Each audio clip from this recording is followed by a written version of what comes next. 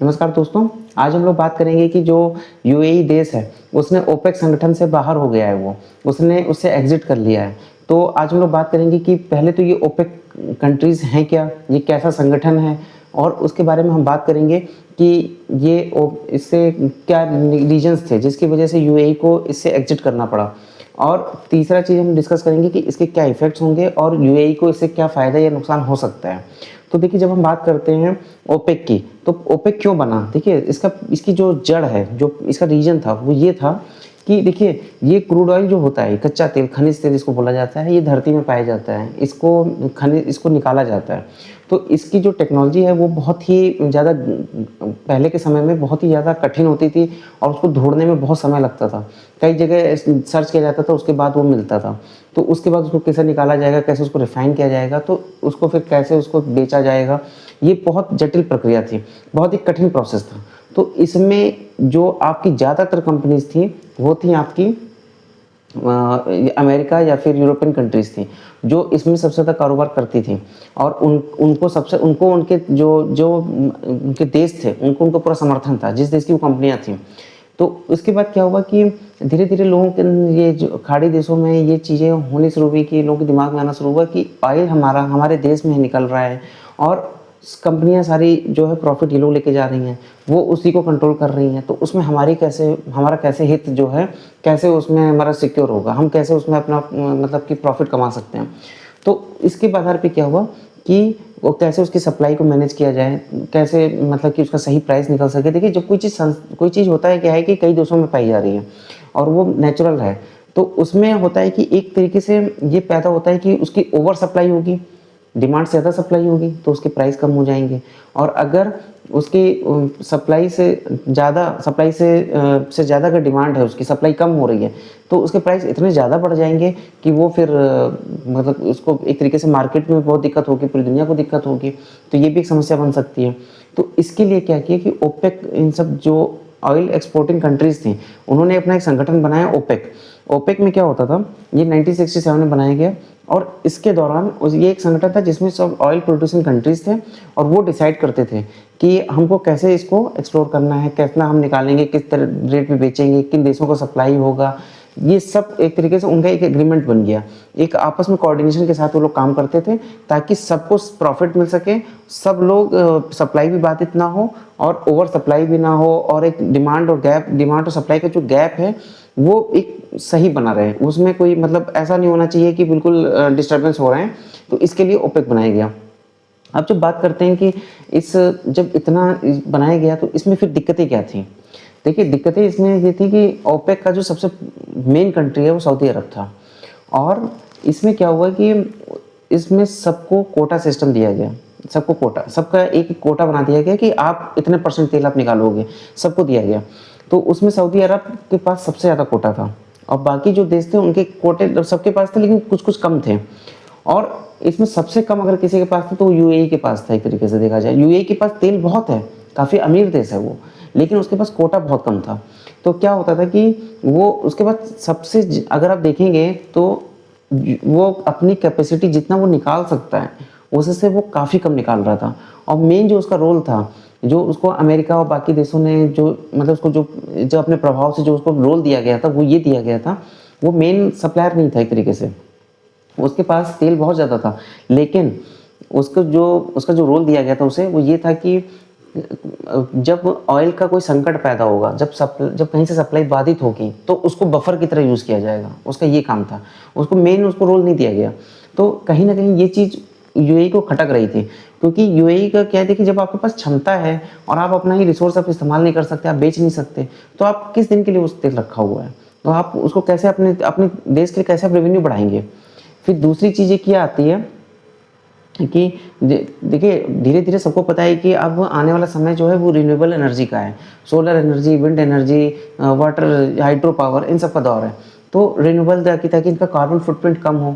अब मान लीजिए कि आज ये अपना तेल निकाल नहीं पा रहा है, बेच नहीं पा रहा है, उसको कोटा नहीं दिया गया है, लेकिन कल हो सकता है कि टेक्नोलॉजी बदल जाए, टेक्नोलॉजी शिफ्ट कर जाए कि आए दिन नई नई टेक्नोलॉजी आ रही है, न्यूक्लियर रिएक्टर आ रहे हैं अब तो, और ऐसी ऐसी चीज़ें आ रही हैं कि आप तो हो सकता है कि आने वाले समय में खनिज तेल की डिमांड कम हो जाए। हालांकि इतना आसान नहीं है, समय लगेगा, लेकिन फिर भी एक चांसेस तो है। तो इससे क्या होगा कि उसको ये लगता है कि हो सकता है कि आज जब डिमांड है तब वो बेच नहीं पा रहा, तब वो निकालने नहीं जा रहा, लेकिन और आने वाले समय में मान लीजिए जब उसकी डिमांड सब अगर उसकी वो टेक्नोलॉजी शिफ्ट कर जाए, तब उसके तेल किसी काम का नहीं रहेगा। तो आप एक तरीके से होता है कि आपके आपके हाथ में कोई रिसोर्स है तो आप उसको यूज़ तो करेंगे ना। तो ये चीज़ एक समस्या थी उसके साथ। फिर इसके अलावा तीसरी देखिए, इसके अलावा एक और रीज़न था, वो ये था कि जिसको मतलब तीसरा रीज़न कहा जा सकता है, लेकिन सबसे मेन रीज़न था वो ये। देखिए जब अभी ईरान और यूएस का जो वार हुआ, उस दौरान क्या हुआ कि ईरान ने बहुत ज़्यादा मिसाइलें चलाई, और सबसे ज़्यादा जो कहते हैं इजराइल ईरान की मिसाइलों को सबसे ज़्यादा जिसने झेला है, वो इस बार यूएई ने झेला। हुआ क्या था, देखिए इसके पीछे बहुत सारी चीज़ें, जब हुआ क्या था कि सब ने उसको समर्थन दे रखा था। ईरान यूएई को चाहता देश है, ईरान यूएई के बीच में बहुत अच्छे इजराइल और यूएई के बहुत अच्छे संबंध हैं, वो बहुत ही मतलब संबंध मजबूत हैं। लेकिन अब इसमें क्या होता है कि ये उसकी सज़ा बन गई। अब देखिए जब हुआ क्या, जब ईरान और यूएस का युद्ध हुआ, तो ईरान ने जो युद्ध मिसाइलें चलाई वो यूएई के ऊपर चलाई। अब लोग उसको लगता था कि उसको बाकी देश उसकी रक्षा करेंगे, ओपेक कंट्री उसकी रक्षा करेंगे, बाकी के देश उसकी रक्षा करेंगे, लेकिन कोई नहीं आया। अब उसके साथ हुआ क्या, अब आप अगर ध्यान से देखेंगे, देखिए इसके पीछे जो सबसे बड़ा रीज़न था, क्योंकि यूएई सबसे ज़्यादा डेवलप माना जाता है। देखिए अपने एरिया के हिसाब से सबसे तो अच्छे शहर हैं वो उसके पास हैं, दुबई हो गया, अबू धाबी हो गया, फुजैरा हो गया, ऐसे बहुत से देश हैं उसके पास, मतलब बहुत सारे उसके मतलब उसके जो अमीरात हैं, जो उसके शहर हैं, वो एक तरीके से वर्ल्ड में उनकी बहुत हाई लेवल पर उनको जाना जाता है। उनको उन पर सारी कंपनियाँ उन पर आना चाहती हैं, तो बड़ी बड़ी कंपनियों के हेड ऑफिस उनके पास हैं। एक तरीके से वो बेंचमार्क है पूरी दुनिया के लिए कि कोई पूछता है कि शहर कैसे होने चाहिए, तो लोग दुबई का नाम लेते हैं कि हाँ दुबई जैसा शहर होना चाहिए। तो अभी क्या हुआ, अब बाकी जो देश हैं वो भी जैसे सऊदी अरब है, तो वो भी अपनी एक नियॉन सिटी बना रहा है, एक लाइन सिटी की तरह, कि वो एक लाइन की तरह, कांच की तरह वो उसको बसाना चाह रहा है। रियाद हो गया, जद्दा हो गया, उसको वो और डेवलप करना चाहता है। लेकिन सब दुबई की तरह शहर बनाना चाहते हैं, लेकिन दुबई की तरह दूसरा शहर कैसे बसेगा, वो भी आस ही पास के देशों में, इतनी नज़दीक में कोई क्यों दुबई छोड़ के जाएगा।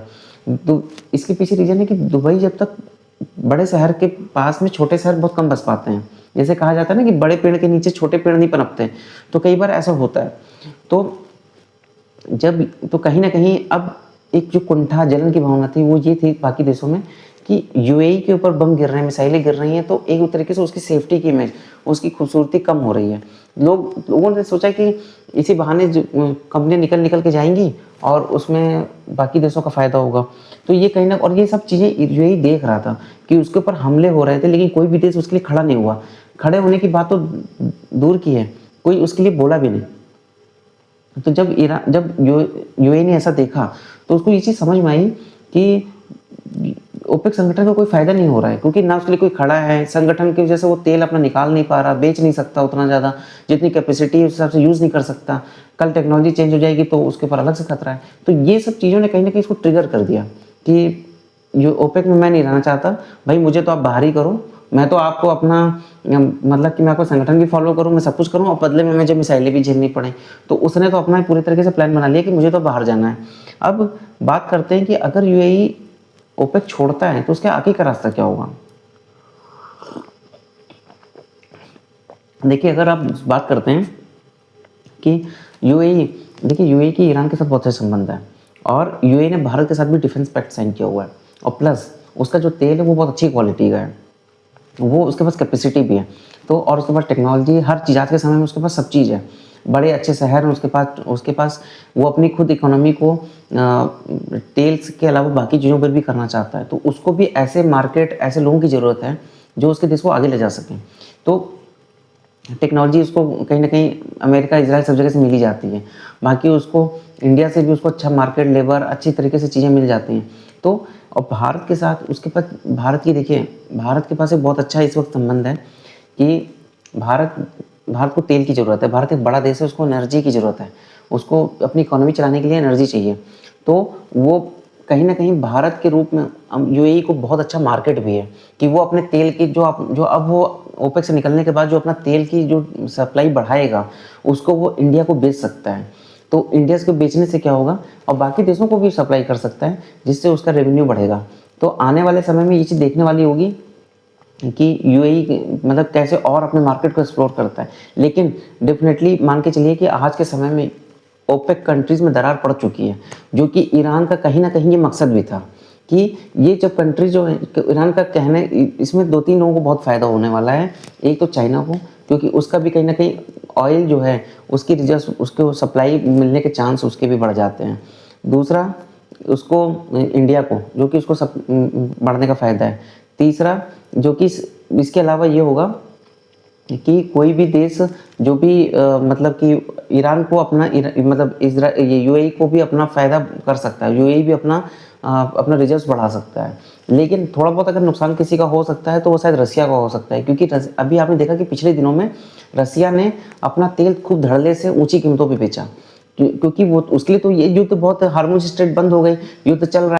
नमस्कार दोस्तों, आज हम लोग बात करेंगे यूएई देश के बारे में। यूएई ने भी ओपेक, जो कि ऑयल को प्रोड्यूस करने वाली जो कंट्रीज़ थी उनका संगठन है ये, उसको उसने छोड़ दिया है। तो इसमें हम बात करेंगे कि ऐसा क्यों हुआ है, ऐसा उसके क्या रीजंस हैं। तो देखिए, जब आप बात करते हैं